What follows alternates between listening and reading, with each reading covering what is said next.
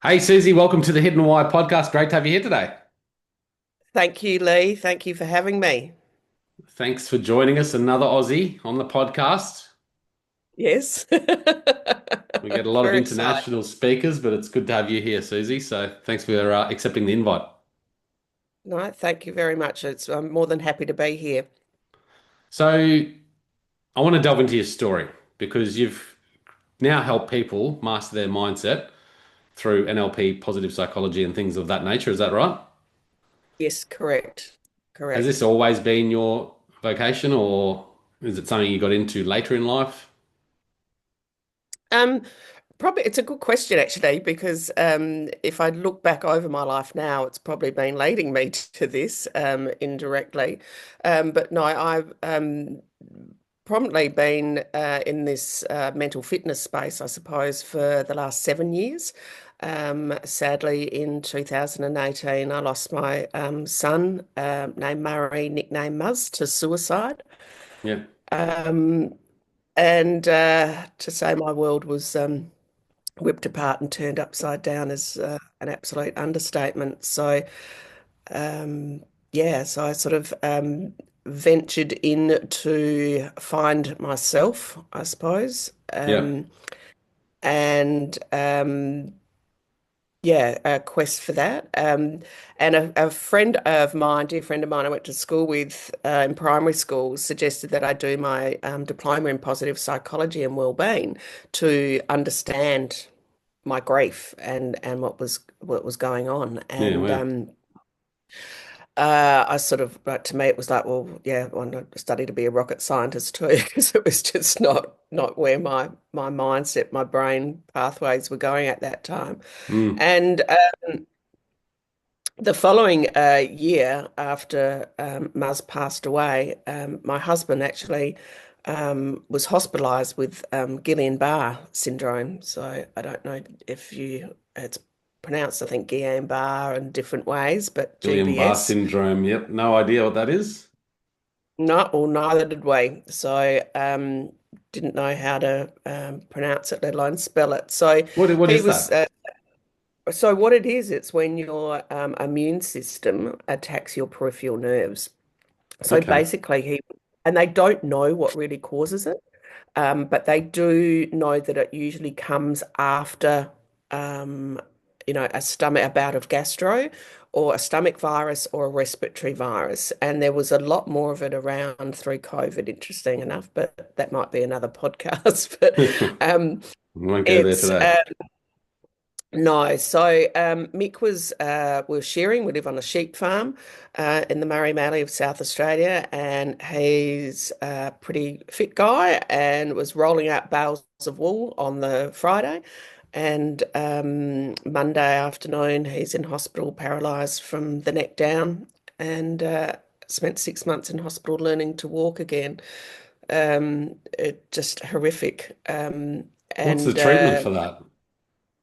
There is no real treatment. What they try and do is stop it in its tracks. So there's different variants to it.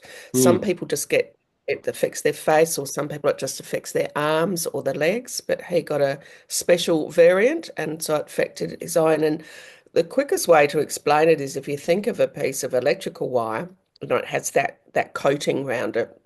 So Yeah. that's like your nerve. So when your immune system attacks your peripheral nerves, it goes through that coating, and then that sheath, so to speak, does repair and regrow. But Mix was so severe, it actually went through to the nerves. So it actually damaged the nerves. So Hmm. he came home in a wheelchair. His long-term outlook was to be in a wheelchair or a home for life. Yeah. And I never told him that. And so we've had discussions of this, and we actually think that helped aid his recovery, because it wasn't in his mindset that he wasn't going to get well. It was just a matter Hmm. of when. So Yeah.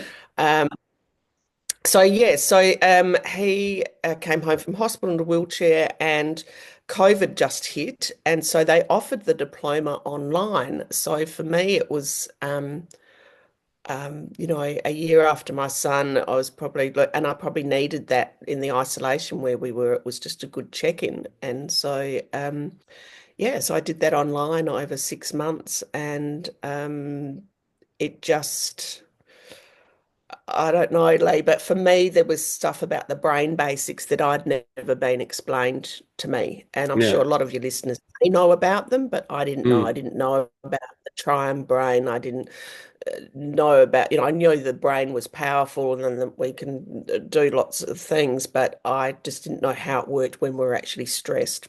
Yeah. And so I was sort of like, oh my God, why doesn't everyone know this? This should be taught in schools. Like it's not going to take your problems away. But if you understand that what you're feeling is normal for what you're going through, then our own self-talk, we tend not, we're going to be kinder to ourselves and then not spiral perhaps so severely. Mm. Interesting. Lots of trauma in a short period of time for you. Um, and Yeah. certainly losing your son short of his 30th birthday Yeah. to a suicide. Yeah, I can't imagine what you must have gone through. They're grieving in that process. Yeah, still going through it. I personally believe it's something you don't actually get through. I just think it's something that you learn to walk alongside. So for me, Yeah. that pain and that of Muzz is still here. That will never go. But by understanding how my brain great because it just it allows me to walk more effectively alongside it. So, and don't get me wrong, I'm a work in progress. I have some incredibly dark days still and will for the rest of my life. Yeah. Um, but to me, there just had to be some purpose to this tragedy. So what started off with doing my study to help me understand what was going on, in turn helped me it gave me purpose to try and help other people because I sort of thought, well, if it took me to late 50s, I'm 61 now, if it took me to, well into my 50s to learn this, how many people are, with mental health and illness issues so high, Yeah. how many people are walking around doing this? How much is actually just poor mental health? And so, Leigh, to jump forward a little bit, what I really try and explain to people is that there is a difference between mental health and mental illness, and not belittling mental illness, but we've all actually got mental health. So there is a difference between poor mental health and a mental illness. So, What can you um, explain that? well, I suppose if we look at, mental health, we all have mental health like we all have physical health. So, Yeah. if I roll my ankle or sprain my ankle, that doesn't necessarily mean that I'm disabled. Okay. But if I don't look after that sprained ankle, if I don't, rest it, stress it, like do the rice or whatever you're supposed to do, have physio, Yeah. rest it, all that sort of bit, then it could turn into a bigger problem. And Mm. so, um, the physical health is the same as our mental health. We all have mental health, and some of us have poor mental health, and some of us are mentally fitter than others, and Yeah. some of us are physically fitter than others. But if we're not physically fit, it doesn't necessarily mean we're disabled. Like if we're not mentally fit, it doesn't necessarily mean we've got an illness. So if just because you're having a bad day, a bad week, a bad month, sometimes you have bad years, but just because that it doesn't necessarily mean that you've got a mental illness. To be clinically diagnosed Yeah. with clinical depression and anxiety, you have to have these symptoms almost 24/7 for a minimum of 2 weeks, and along with so many other things. I'm certainly not a psychologist or anything, but Yeah. um, and I think we've got a lot. I think that's where there's a lot of fear around mental health because people, we've used it for the education, which is great, but people go, oh, mental health. But they don't go that when it's physical health, they don't go, oh God, let's not talk about our physical health. Mm. They might if we start talking about obesity and things like that. But Yeah. um, yeah, so I think it's important for people to understand that. It Um, is. and because of that, we've got a society that are, yes, self-diagnosing and self-medicating, and that can cause more problems too. It's over prescribed at the moment, do you think, this mental health pandemic, if you want to call it that. There seems to be a lot more people talking about it, so I think it's a more common conversation nowadays, which is which is helpful. great. Yeah, But at the absolutely. same time, we all have mental health issues, and it'd be easy to say, "Well, I've just got depression," and then get medication for treating it, when it could be Yeah, simpler in dealing with, like you would with your physical health. You could be physically absolutely. unhealthy. You go out there and eat better and walk a bit more, and you improve Yeah, your physical health. Same with mental health, right? yeah. So you don't go straight to a wheelchair, do you? You know, No.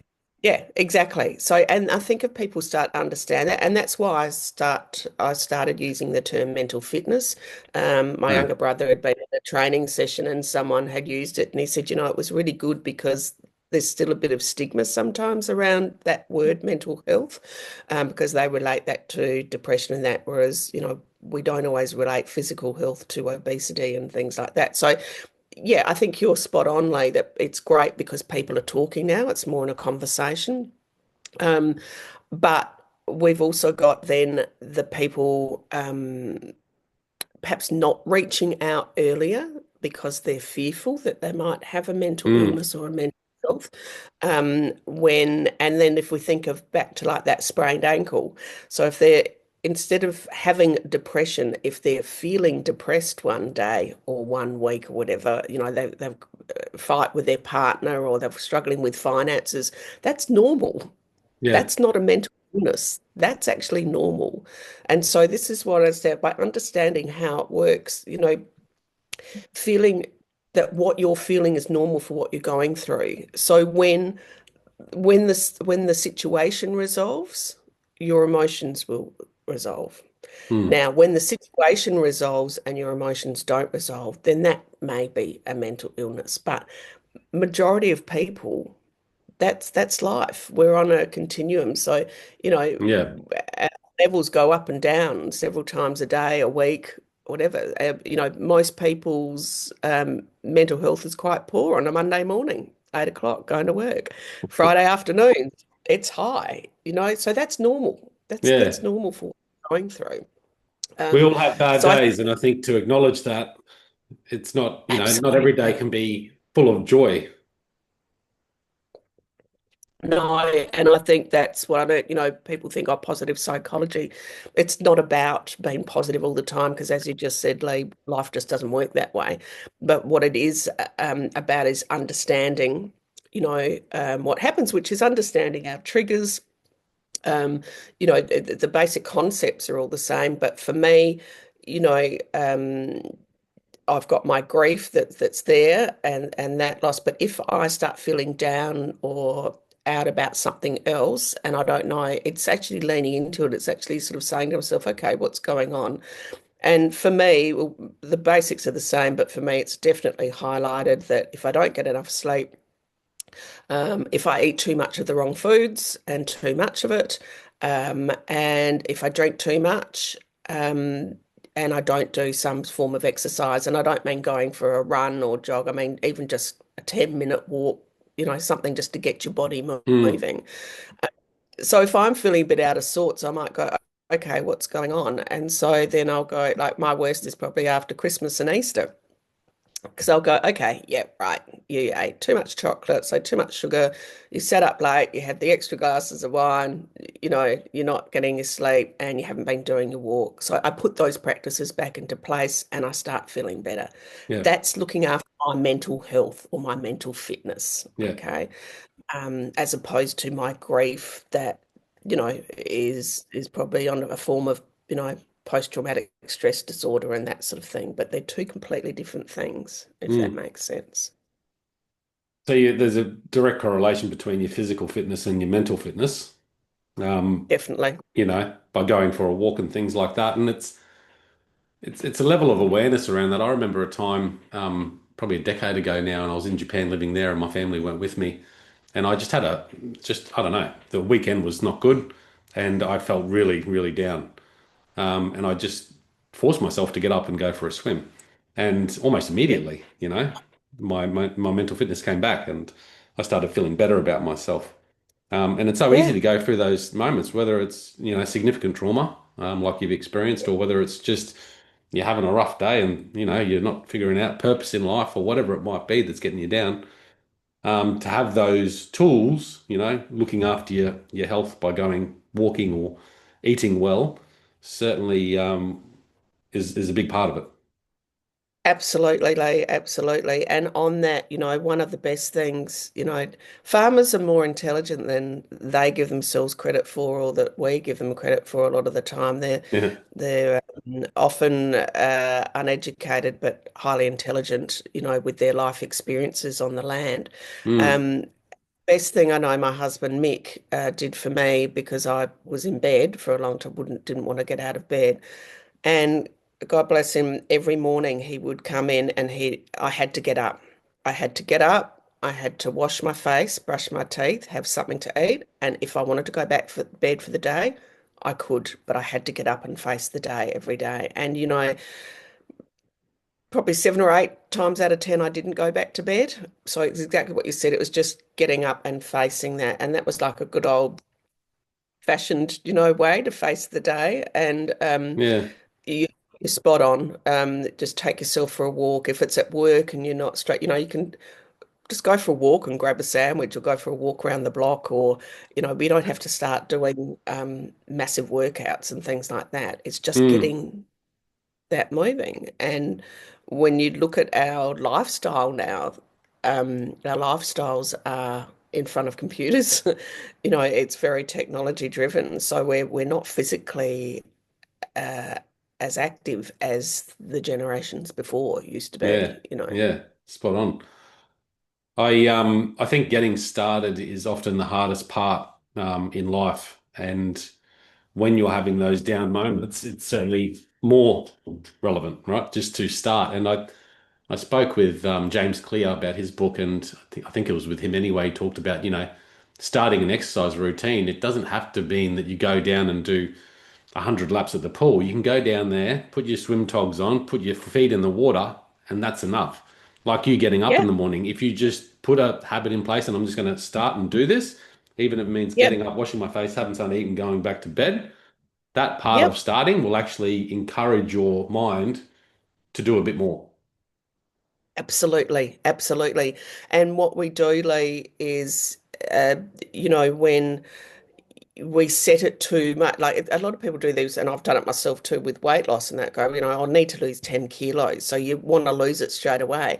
But and we set ourselves up to fail all the time, and wonder why it becomes too surmountable. And as you said, so you just don't want to start. But if you break it down into workable small pieces, they're very productive. Mm. So I love that of just sitting in the pool, putting your water there. It's very much so. And for me, I go for what I'm not a morning person, never have been. My father used to say, nearly come in with a whip and a chair. I was like a lion in the morning. Because and then understanding that the prefrontal, the front part of my brain that gets going takes a little while to get woken up. So for me, just going for a 10-minute walk, some mornings I might go for an hour. Some it might just be 5, 10 minutes, might be just with Mick to walk down to the shed to the ute, but I have to get my body moving for the morning to wake up my brain, so to speak. Mm. And then I feel great. Now I'm set for the day. Whereas most people, and when I was in the city, used to do the same. It's quick, grab your coffee, jump in the car, fight traffic, get there. We don't take that time for ourselves. Yeah. And and I'm not the creator of this, but I've adapted it, is the 1% of your day theory. So I adapt into my program as the 1% of the day choose you theory. So when people say I don't have time, I haven't got time to do that, I haven't got time to do this. 1% of your day is approximately 14 minutes and 28 seconds or something. So that's out of 24 hours. Yeah. So if you haven't got 1% of your day to choose for yourself, like round it down to 14 minutes. So walk 7 minutes up that way, set your phone, turn back and walk 7 minutes back. If you haven't got 14 minutes to sit with your partner, your kids, then your life, something's way out of alignment. Mm. And the intent or the idea behind that is to make people acknowledge that we can't give what we don't have for ourselves. So if you've only got 60, 70% self-love for yourself, then that's the most that you can give to your partner, your kids, so forth. Yeah. Um, Interesting. if you've only got 60% self-respect, then that's the most you can give because that's the only, you can't give what you haven't got. So you Yeah. haven't got more than that. You can't give it. And so people say to me, "Oh, but no, that's not true because I put my family first and I do everything for them and I love them more than I love life itself." And I go, "Bullshit. How can you?" Because you don't know what it's like. And again, like the positive psychology, it's not about making it 100%. But if you use 1% of your day, choose you, 14 minutes a day to improve your self-esteem, your confidence, then that's got to have a flow-on domino effect to your Mm. part, to the people around you. So um, it again, just coming back to that small step, like James Yeah. said, put your feet in the water. It's the same thing. Just start with 14 minutes. And if you haven't got 14 minutes for yourself out of 24 hours, Yeah. go to bed 14 minutes later, get up 14 minutes earlier. We're not talking hours here, 14 minutes, then 14 something minutes is not a serious. long time. And if you look at the No, average time people are spending on social media, 60 to 90 minutes a day, you can probably take yeah, away 14 minutes from that. I wrote in my book, The Ultimate Life Map, three principles, so growth, relationships, and health as fundamental pillars to your freedom, fulfillment, and happiness. And I love that 1% rule because if you could just put 14 minutes into each of those areas, you would significantly enhance your overall well-being and your yeah, happiness. Not that means you're going to be yeah. happy every day, but it's going to help. No, of course not. Life doesn't work that way. But what we're trying to do, and this is what, from what I've experienced through that work, the diploma of positive psychology and things like what Mick did in helping me. That's why I created the workbench for the mind. And Muzz was a carpenter. So to me, the idea of workbench just made sense. And so the idea, if you think of it's like a lady's handbag or a car or glove box, Yeah. and we have all this stuff roaming around. When you need something, you can't find it if it's like mine. And so that's what our minds are like, Leigh. So, we're in these busy worlds, this busy life, and when we do have a curveball thrown at us, we're trying to find in our mind where that thing is to help us, Mm. and whether it's just the rational thinking, we're trying to find it in that glove box or that handbag. So the idea, the workbench for the mind, is to just lay it all out on the table, empty it all out on the workbench, and let's compartmentalize it. Let's get rid of the lolly, chewy wrappers that we don't need. If there's faded receipts, you might need to take a copy of it and put it away for your tax return, or it may not affect you, so put it in the bin and put everything in order so that when life throws us our curveballs, we know where those things are. And it's not a one time all, like we have to go back and check this. It's like spring cleaning your house or doing your weekly Regular housekeeping. check-ins. Yeah. Yeah, absolutely. And one thing I've really identified, Leigh, and I've experienced personally, and I'm constantly hearing around in my communities, is that it's zero to psychologist. So if we come back to that mental health versus physical health and mental health versus mental illness, you know, in some of our rural towns, we have to wait 6 to 8 weeks to get a GP appointment to get your mental health care plan if you actually need one. But you won't know if you need one or not until you get there. Then, if you do need one, you can wait up to another 6 to 8 weeks to access a professional counsellor or psychologist. Yeah. So that's more than 3 months. That's 3 months. And Mm. if you're like me, start Dr. Googling, your next thing is self-diagnose yourself with some mental illness, bipolar, whatever. And I don't want to go forward because I don't, that's what I've got. So that's a long time, and we Yeah. can really spiral ourselves down. So the idea of Workbench for the Mind is to give people those basic tools to help themselves keep themselves in check until they get to that doctor's appointment. I'm not qualified to say whether it is or isn't a Mm. mental illness for them, but it's just that there's no resources from zero to psychologist.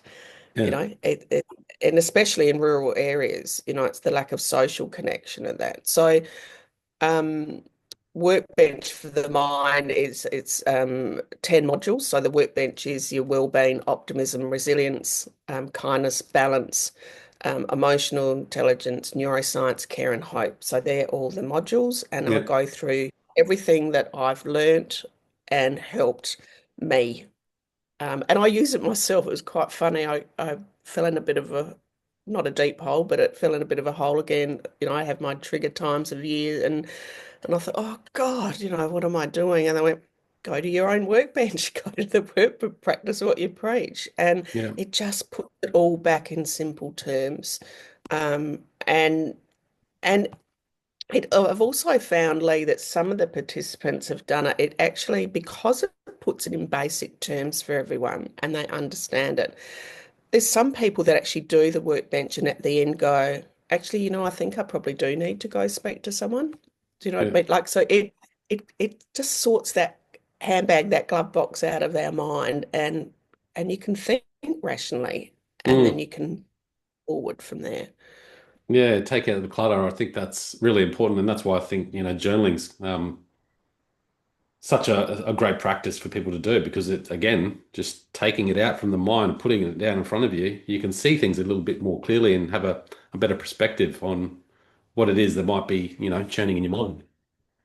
Absolutely. And just another observation, in another lifetime I was in lived in the city.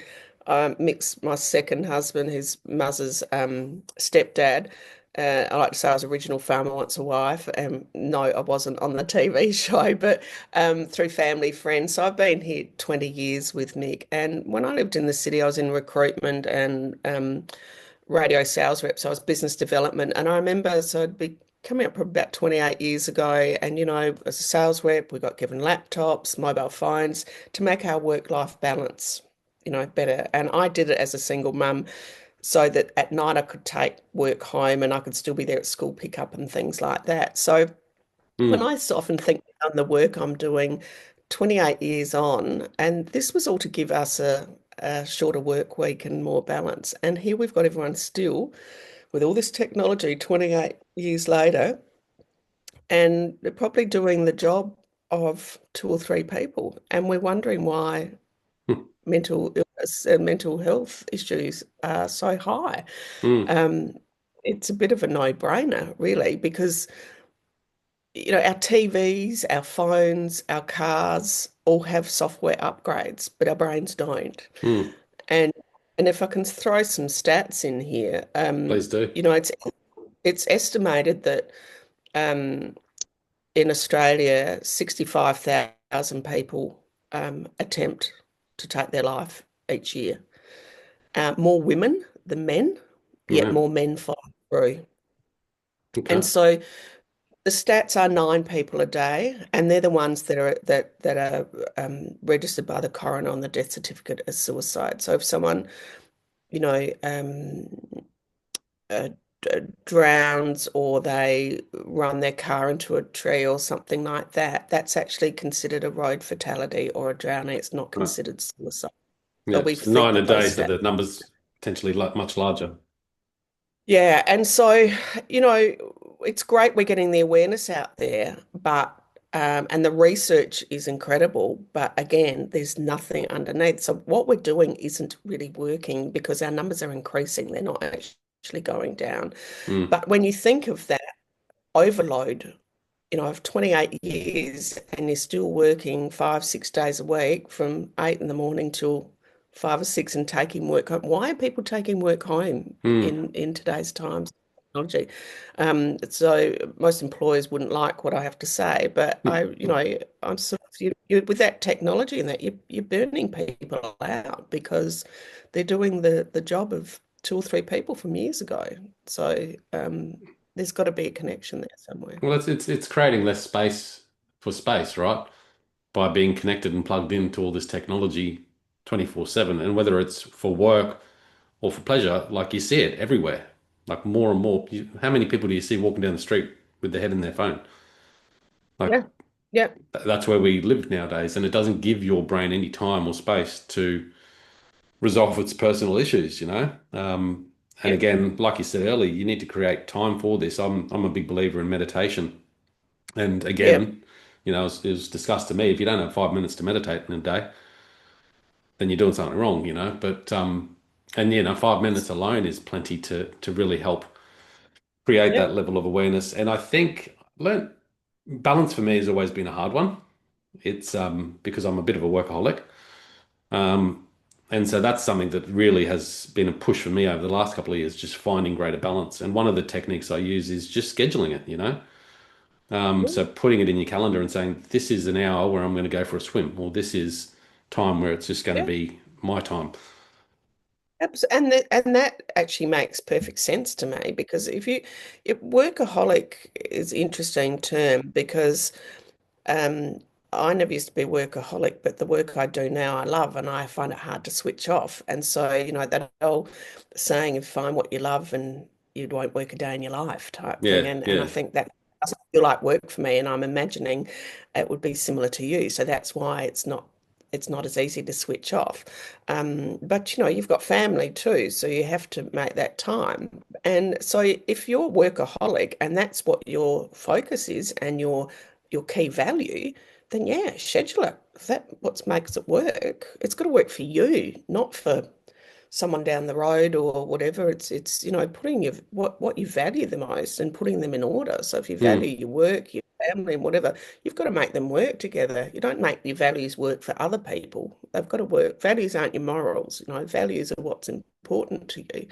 And they need realigning from time to time when things are a bit out of whack, so to speak. So Yeah, yeah, and I I think I think think that's if you great. schedule it like you would, a job or a task for your regular work, you're more likely to do It'll, it.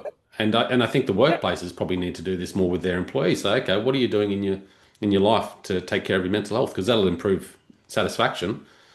And saying, okay, well, you're Well, working these hours, but what about scheduling, time for your health or playing tennis or whatever it might be?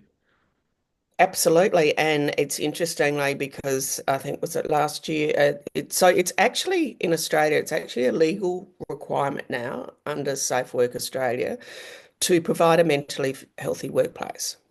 So, you've got a bit of, and this is all unknown to us too. Remember, this kind of transformation with this technology and that's very unknown. It's unprecedented, but we've got a lot of transgenerational corporations where you've got that old school, probably the era I was brought up in that, you rule not with an iron fist, but like they, Yeah, up, watched, got a break or whatever. And if you're not at work at your desk, then you're not working, so it's that perceived. And so you've got a lot of senior management, middle management that are still on the tail end of that yeah, era. yeah. And then but our world isn't like that anymore. Hmm. It doesn't like that. So, probably just as well, I'm not in the workforce now and I'm self-employed because I would be saying now, well, okay, I did this. Why? To me, that job I was doing 28 years ago, I should be doing 2 days a week and I should still be getting paid accordingly. Yeah. Um, because I'm still doing that work and you want me to do another 3 days, then you've either got to pay me more, or that's not really physically, possible because I'm going to burn my brain out, which is what's happening. Interesting, isn't Um, it? Like it's just well, it's all based on the economic sort of stats and figures and because we're all after that profits and growth. And so we go, okay, well, we've got this technology, so you can do that job now in 2 days, but we're going to give you this so we can increase that output. And that's happened since, machinery and all that. It's just continually evolved. And now we've got AI, and my God, this space I love it, but it's very scary because I can it see is that scary. you can just do more and more and still work the same amount of hours, but then your output's just huge. But when again, giving yourself that time to just your personal time, and you're right, we should be working less and having more time for living life. And our financial situation shouldn't be indifferent because you're still doing the same amount of work, Yeah, So you would it's think. it's yeah, and that's where I do love the farming. Like, I mean, it's a lot of hard work, but we don't get mobile reception here. My mobile, we're still, we're 2.5 hours from Adelaide, and I still don't get mobile reception. Um, and So, which is a good thing. Mine goes through the Wi-Fi. So sometimes it's frustrating running a business because sometimes I might get voice messages 2 days later. We still have a landline. We need to have that. Um, Landline. but we're in a this technology, and we know from our kids, it's a real dopamine hit. It's an Yeah. addiction. Mm. And so the more we do it, as you just said then, oh, good, we've got this technology, you can do it quicker. So here's something else to do. That's giving it. And then we want to, as employees, we don't want to lose our job because cost of living that. So we're, oh yeah, give it to me. I can do it. I can do it. And then they're getting that hit because it's like, oh God, I achieved that. Right. What's next? What's next? So we get on this wheel and then we turn around and go, what's wrong with mental health? Or the mental health is something wrong. It's like, well, not belittling again in my opening saying was, I'm not belittling mental illness. It's very serious, but that's a small percentage of the Mm. population that actually Yeah. struggle with the mental. We need to teach, and I reckon that's a great idea in businesses to schedule time, for what is their mental fitness structure for the week. It should be part of their check-ins Yeah. because as a providing a mentally healthy workplace, that should be part of it. Great. This is our week coming up. This is your month coming up. Right. Okay. So you're going to be at the office here. What, where's your family time? Where's your, because it's the only way Yeah. it's going to work and It make it. is. Absolutely. I think I started scheduling my week and going, okay, this is what I'm doing Monday to Friday, etc. Saturdays as well, I work typically. But I wasn't scheduling going for a paddleboard or going for a hike or things like that. And I'm still not very good at it. But I think if you schedule it in and go, that's what I'm doing this week, at the start of the week or on a Sunday afternoon, and schedule that personal time, that stuff that brings you joy and takes you away from technology, absolutely Yeah. fundamental. I don't know if it was you that talked about it, but providing this level of education, positive psychology in our schools, is that something that you're doing or a part of? Yeah. Yeah, I'm trying to now. So there's lots of great programs out there, like they really are. I think my frustration in South Australia in particular at the moment in the regional schools is there are so many different programs, but there needs to be a consistency. To me, it should be part of their taught, you know, maths, English, whatever. It should be your mental fitness. It should be right in there from Mm. grade one. So Yeah. they understand those brain basics. And there is a bit of that happening in certain schools. Um, I just did a trial of my workbench for the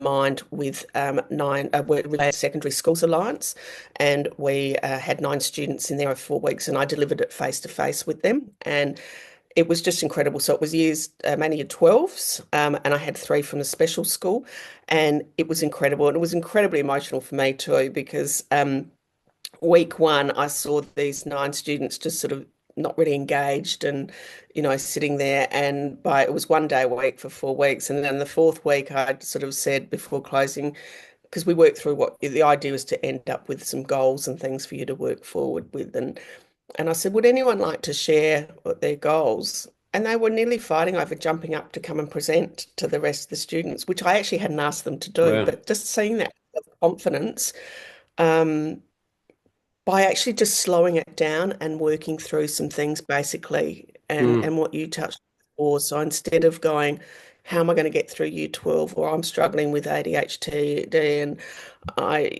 like these things, how am I going to overcome that? We break it down into those bite size and make those little changes and put those a little map in place for them so that when you go off course, you just go back to the map and get back on course again. The Yeah. same as Yeah. yeah. Yeah. I love Um, it. it's been great. So I'm really pushing to get the schools. I'd love to continue working. It was a trial, and I think the feedback was good. So we're in the process. But Yeah. one of the frustrations is that these schools have to go outside to get the funding for these programs. Mm. They have to go to local rotaries and things like that because the budgets in the department are just not there. So Sounds crazy, isn't it? it is crazy. It I is really looked at crazy. I lived in Japan for many years and I was always fascinated by their health and nutrition around food. They from as soon as you start school, they share their meals. The kids are responsible for collecting the meals, serving each other, and then they talk about the food as well, and what the components are as it relates to their nutrition and health. And you can see the physical health of the Japanese is quite strong Yes. because of that fundamental. And I really feel we should bring that into our schooling system, but also this level of mental fitness. What are we doing from, like you said, grade one, around educating people on how to deal with their mental health? Because technology, our brains aren't wired to deal with this evolvement of technology. It's advanced so fast. Our brains have evolved over millions of years, and technology is just going Yes. boom, boom, boom. So we really need, like you said, the tools to help these people deal with that because it's not going away. We know that, but we No. can No. certainly have that workbench to help deal with these things. So Yeah. it's And fascinating. I then love that's your what. work. Thank you. I Thank could you. sit here and talk about this all day with you, I reckon, It's because all we both right. enjoy it. But I do have to run, and yeah, really appreciate your time today, Susie, coming on the show. No, thank you, Leigh. No, happy to do it. And yeah, really enjoyed talking with you. And yes, I think we both could talk to each other all day. I might have to get you on my podcast. Absolutely. Let me know. We might have to do a take two of this. Suzi Evans, guys, check it out. The Hidden Why podcast. All the links to Susie will be in the show notes there. And until next time, peace, passion, and purpose. See you soon.